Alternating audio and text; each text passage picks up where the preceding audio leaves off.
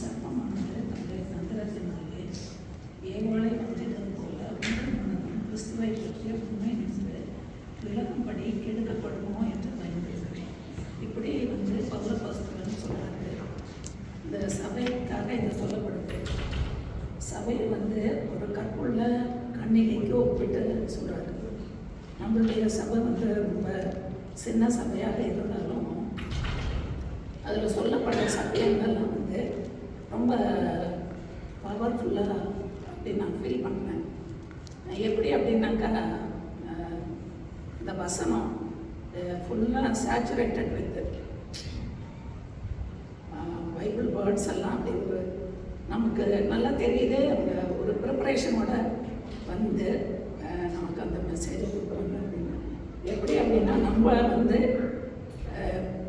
ஆவிக்குள்ளாக அதை உணரும்போது இது நல்ல சத்தியம் சொல்லப்படுது. இது அந்த வீக் ஃபுல்லுக்கும் நம்மளை அது ஸ்ட்ரென்தன் பண்ணுறதா இருக்குது.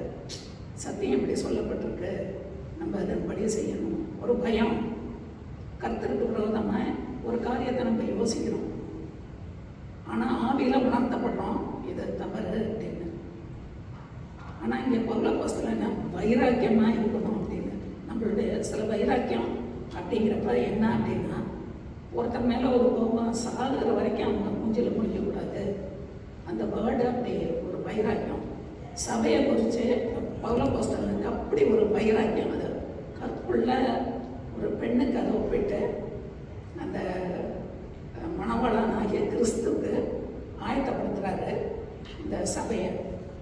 அப்போ சபையில் இருக்கிறவங்க எல்லாரும் மணவாளனாகிய கிறிஸ்துவை நமக்காக சுதந்திரிக்கும்படியாக ஆண்டவர் என்ன பண்ணுறாரு, சபையை ஆயத்தப்படுத்துறாரு.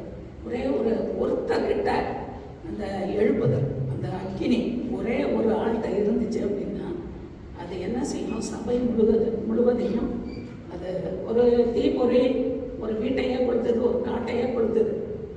அப்போ நம்மக்கிட்ட இருக்கிற எழுப்புதலே அந்த தீப்பொறி ஒரே ஒரு ஆள்கிட்ட இருந்துச்சுன்னா அது குடும்பத்தில் எல்லாரையும் ஸ்டிமுலேட் பண்ணும். அப்போ குடும்பத்திலேருந்து அது சபைக்குள்ளே ஒவ்வொருத்தரையும் அதை ஆட்கொள்ளும். சபையிலேருந்து அது நம்ம வேலை செய்கிற இடத்துல அதை நம்ம ஸ்ப்ரெட் பண்ணணும். இப்படியாக அந்த நம்ம இருக்கிற ஏரியா ஃபுல்லும் ஒரு அக்கினி அந்த எழுப்புதல் இன்னும் காணப்படலை. அதனால தான் பவுலப்போஸ்தலன் சொல்கிறாரு, வைராக்கியமாக இந்த சபையை ஆயத்தப்படுத்தணும். மணவாளனாகிய கிறிஸ்து வரும்பொழுது அவர்கிட்ட, ஏன்னா இப்போ இருக்கிற காலகட்டம் எல்லாம் பார்க்கும் பொழுது கர்த்தருடைய வருகை ரொம்ப சமீபமாக இருக்குது. ஏன்னா யுத்தங்கள், அப்புறம் பூமி அதிர்ச்சி, அழிவு, அது இதெல்லாம் நம்ம கேள்விப்படுத்துறதை நம்ம பார்க்குறோம். இதெல்லாம் சம்பவிக்கணும். ஆனால் நீங்கள் கலங்காமலும் பயப்படாமலும் இருங்கள் அப்படின்னு ஆண்டவர் சொல்கிறார். இதே இதில் குணராஜாக்கள் 1ஆம் அதிகாரம் 2ஆம் வசனத்தில் தாவீது ராஜா ரொம்ப வியாதிப்பட்டு படுத்த படுக்கையாக இருக்கிறது. அவரை வஸ்திரத்தினால் மூடியும் அவருக்கு அனல் ஏற்படலை. அப்போ என்ன பண்ணுறாங்க, கற்புள்ள ஒரு பெண்ணை, ஒரு வாலிப பெண்ணை தேடி அந்த சுனைம் ஊர்லேருந்து ஒரு பொண்ணு அபிஷா அப்படிங்கிற ஒரு பொண்ணை கொண்டு ராஜாவுக்கு ஊழியம் செய்யும்படியாக வைக்கிறாங்க. அவள் ராஜாவுக்கு ஊழியம் பண்ணி ராஜாவை எந்திரிச்சு உட்கார வச்சுட்டான். இப்போ ராஜா பேசுகிற நிலைமையில் இருக்காரு. அப்போ இந்த பச்சைபால் தன்னுடைய மகன் சாலமோனை ராஜாவாக்கும்படியாக ராஜாக்கிட்ட குனிஞ்சு அவர்கிட்ட கேட்குறாரு, அந்த அம்மா என்னுடைய மகன் சாலமோனை நீங்கள் ராஜாவாக்குறேன் அப்படின்னு நீங்கள் ப்ராமிஸ் பண்ணீங்க. இப்போ அதோடைய ராஜாவாக்குற மாதிரி ஒரு சூழ்நிலை வந்திருக்கு. ராஜா என்ன சொல்கிறாரு, இல்லை நான் சொன்னபடி சாலமோனை தான் ராஜாவாக்குவேன் அப்படின்னு சொல்லிட்டு அந்த அளவுக்கு அந்த பெண் என்ன பண்ணுறா, ராஜாவை எழும்பி உட்கார வச்சு அவருடைய ப்ராமிஸை நிறைவேற்றும்படியா அவரை ஏற்படுத்தி உட்கார வச்சுட்டாங்க. இதுக்கு உரிய அந்த யாக்கோபு ஆதியாகமம் 49ஆம் அதிகாரம் 15ஆம் வசனத்திலேயே யாக்கோபு தீர்க்க தரிசனமாக சொல்கிறார், யூதா பாலசிங்கம் நீ இறை கவர்ந்து கொண்டு ஏறி போனாய், என் மகனை சிங்கம் போலும் கிளச்சிங்கம் போலும் மடங்கிப்படுத்தான் அவனை எழுப்புகிறவன் யார்? இந்த அம்மா அவரை எழுப்பி உட்கார வச்சிருச்சு. ஆக கர்த்தருடைய நாள் வருவதற்காக நம்ம இந்த காலகட்டத்தில் எவ்வளோ ஆயுதமாக இருக்கோம். மணமலாம் ஆகிய இயேசுவை நம்ம தரிசிக்க அவரோடு அவர் கூப்பிடும்போது வருகையில் நம்மளை எடுத்துக்கொள்ளப்பட நம்ம ஆயத்தமாக இருக்கணும். மற்றவங்கள ஆயத்தமாக இருக்கணும். நம்மளுடைய சபை சின்ன சபையாக இருந்தாலும் நம்மளுடைய சபை இதில் இருக்கிற ஒரே ஒரு ஆள் மூலமாக அந்த அக்கினி அபிஷேகம் எழுப்புதல் இந்த தேசம் முழுவதையும் ஆக்கிரமிக்கும். ஒவ்வொரு இடம் வந்து பேர்த்தில் அந்த அக்கினி வந்துச்சுன்னா ஆஸ்திரேலியா முழுவதும் அது பரவுறதுக்கு ரொம்ப நாள் ஆகாது. கர்த்தருடைய வருகையில் இந்த ரகசிய வருகையில் நம்ம நிறைய பேர் இப்போ நம்ம இந்தியாவில் வந்து ஒரு சிநேகிதர் நண்பர்கள் சொந்தக்காரங்க வீட்டுக்கு போகுது நம்ம வெறுமனை போக முடியாது. ஏன்னா நம்மளுடைய பழக்கம் என்ன அப்படின்னா போகிறப்ப ஏதாச்சும் அவங்களுக்கு எடுத்துகிட்டு போய் அவங்க கொடுத்து அவங்கள சந்தோஷப்படுத்தணும். இப்போ நம்ம ஆண்டவரை தரிசிக்க போகிறோம். ஆண்டவரை நம்மளை அப்போ நம்ம ஆண்டவரை தரிசிக்க போகும்போது எப்படி நம்ம வெறும் கையாக போக முடியும்? எப்படியாவது ஒரு 10 ஆத்துமாக்கள் ஒரு 100 ஆத்துமாக்களை ஆயத்தப்படுத்தி ஆண்டவரை வெறும் கையாக நான் வந்து உங்களை தரிசிக்க முடியாது. ஆண்டவரே, என்னுடைய பங்குக்கு நான் ஒரு 100 பேரை என்னுடைய சொந்தத்தில் கூட்டு வந்திருக்கேன். கர்த்தருக்கு அது எவ்வளோ பெரிய சந்தோஷமாக இருக்கும். அப்போ நான் சிலர் சொல்கிறாங்க, நாங்கள் வந்து ரொம்ப பர்ஃபெக்ட்டு, கர்த்தருக்காக இதை அதை செஞ்சோம், நாங்கள் வந்து பிசாசுகளை துரத்தணும், வியாதியஸ்தரை குணப்படுத்தணும், நாங்கள் அதை பண்ணோம் இதை பண்ணோம் அப்படின்னு சொல்கிறாங்க. கர்த்தர் சொல்கிறார், அக்கிரமம் செய்கிறதுக்காகவே நான் உங்களை அறியேன், என்னை விட்டு அகன்று போங்கள் அப்படின்னு சொல்கிறாரு. இப்போ நம்ம எப்படி இருக்கணும்? பர்ஃபெக்டாக, ரொம்ப ரொம்ப பர்ஃபெக்டாக நம்ம செய்கிற ஒவ்வொரு காரியமும் கர்த்தரை பிரியப்படுத்துறதா, கர்த்தரை மகிமைப்படுத்துறதா. நம்மளை பார்க்கும் பொழுது நம்மளை அவங்க பார்க்கக்கூடாது. நமக்கு பின்னாடி ஆண்டவராகிய இயேசு கிறிஸ்து நிற்கிறத அவங்க பார்க்கணும். இவங்களுடைய காரியங்கள் எல்லாவற்றையும் ஆண்டவர் வைக்கப்பட்டார். எப்படி? கர்த்தர் நம்மளோட இருக்கிறார். நம்ம வந்து இந்த உலகத்துக்குரிய பிரஜைகள் கிடையவே கிடையாது. நம்மளாம் பரலோகத்தின் சிட்டிசன். நம்ம பிறக்கிறதுக்கு முன்னாடியே ஆண்டவர் நம்மளை குறித்த ஒரு மேப் போட்டு வச்சுட்டாரு. என்னெல்லாம் சம்பவிக்கும், என்னெல்லாம் நம்மளுடைய வாழ்க்கையில் நடக்கும். நடக்கலையே ஆண்டவர் வாக்குத்தத்தம் கொடுக்குறாரு. அந்த வாக்குத்தத்தம் நடக்கிறதுக்கு தாமதமானாலும் அது நிச்சயமாக அது ஒரு நாள் நிறைவேறும். என்னுடைய பிள்ளைகளை குறித்தோ, என்னுடைய சகோதரரை குறித்தோ, என்னுடைய குடும்பத்தை குறித்தோ, என்னுடைய கணவனை குறித்தோ, என்னுடைய மருமகள் என்ன நான் ஆண்டவர்கிட்ட நான் கேட்குறேன்னா ஆண்டவர் அதுக்கு ஒரு வாக்குத்தத்தம். எல்லாத்துக்கும் இந்த இதில் பைபிளில் எல்லாத்துக்கும் பதில் இருக்குது, கேள்வியும் இருக்குது. ஆபிரகாமுக்கு ஆண்டவருக்கு ஒரு வாக்குத்தத்தம் கொடுத்தாரு. 25 வருஷம் அவர் காத்திருந்தார்.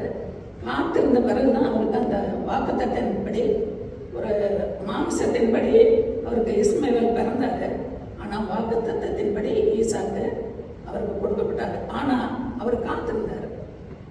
எல்லாமே வந்து இயற்கையின்படி எல்லாம் முடிஞ்சு போச்சு. அவருக்கு சரீரம் செத்து போச்சு, சாரோடைய கர்ப்பம் செத்து போச்சு, ஒன்றுமே முடியாது. அப்படிங்கிறப்ப நம்மளுடைய தேவன் அதை முடிக்க வல்லவராக இருக்கிறார். அதுக்கு நம்மளுடைய ரோல் என்ன?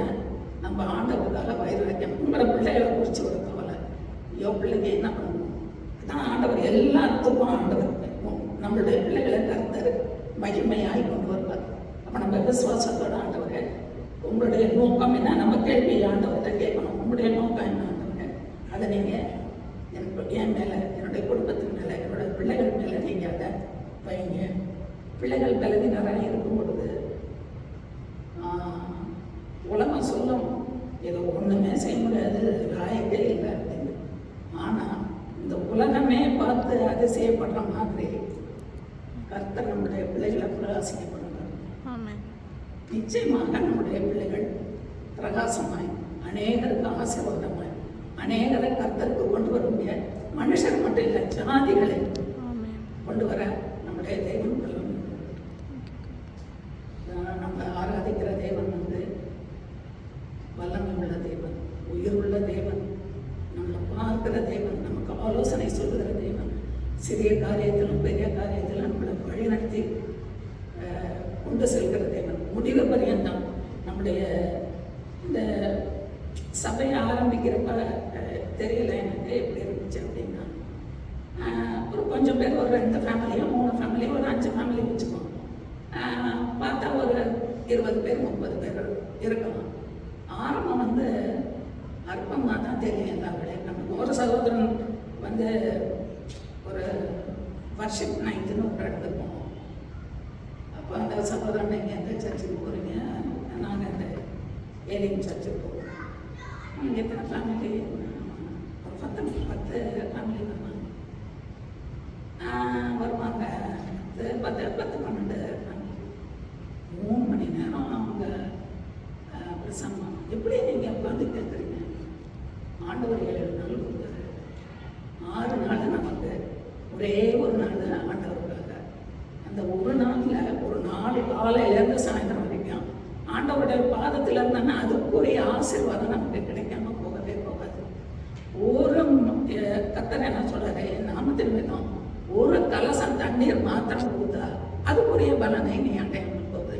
வெறும் தண்ணிக்கு ஆண்டவர் அத்தனை பெரிய ஆசீர்வாதம் கொடுக்கும்போது நம்மளுடைய நேரத்தை ஆண்டவருக்காக செலவு செய்யும்போது, சிலர்லாம் வந்து என்ன காலையில் பைபிள் வாசிக்கிறீங்க, சாயந்தரம் பைபிள் வாசிக்கிறீங்க. நம்மளுக்கு பார்க்குறவங்களுக்கு அது வந்து ஒரு எப்படி தெரியும், ஒரு ஏலியா, ஒரு முட்டாள்தனமாக தெரியும். ஆனால் ஆண்டவருடைய சமூகத்தில் ஆண்டவர் கனத்துக்குரியதா, என் பிள்ளை என்னை தேடி வந்திருக்கு, என் பிள்ளைக்கு என்னெல்லாம் செய்யணும், எப்படியெல்லாம் என் மகளை நான் சந்தோஷப்படுத்தணும் அப்படின்ட்டு ஆண்டவர் நமக்காக காத்திருப்பார். நம்முடைய பிள்ளைகளை கர்த்தர் ஆசீர்வதிப்பார். இந்த சபையின் மூலமாக இந்த பாவத்துக்கு ஒரு பெரிய ஆசீர்வாதத்தை கர்த்தர் வச்சிருக்கிறார். ஒரு பெரிய எழுப்புதற்கான பின்மாரிக்காக ஜெபிங்கள் அப்படின்னு சொல்கிறாரு. பின்மாரியை கூற்றுமே என்று யோகையில் சொல்லப்பட்டது.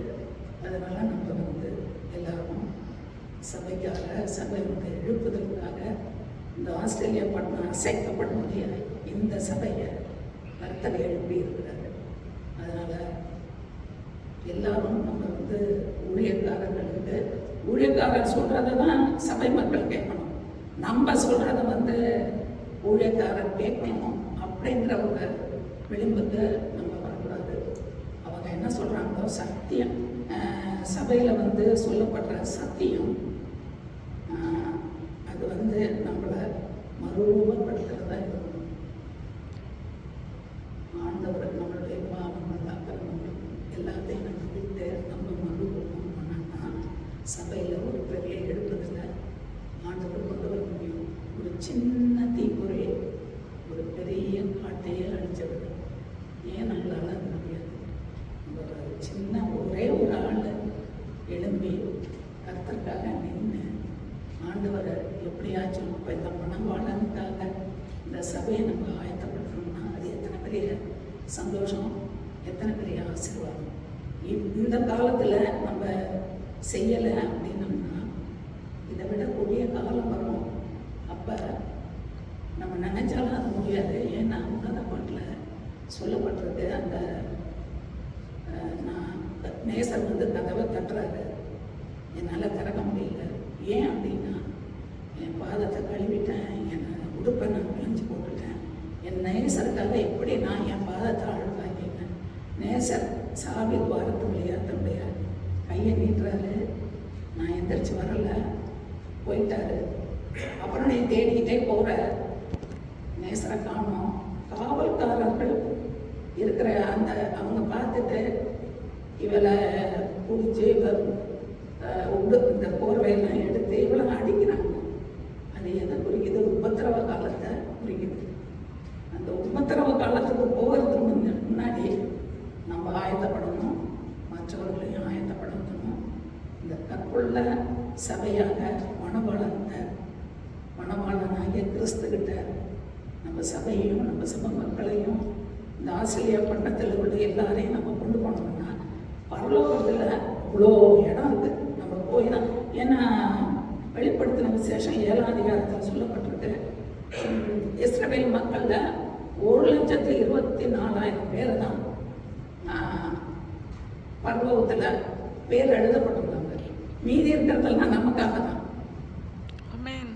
இந்திய தேசம், ஆஸ்திரேலியா பண்ணோம், இன்னும் உலகத்தில் என்னென்ன தேசங்கள்லாம் இருக்கோ அத்தனை தேசத்தில் உள்ள மக்களையும் நம்ம அங்கே பார்க்கலாம்.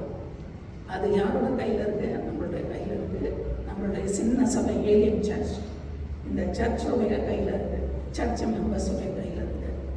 நம்ம ஆயத்தமாகவும் மற்றவர்களையும் ஆயத்தமாகவும் ஆண்டவர் நம்மளை ஆசீர்வதிப்பார்.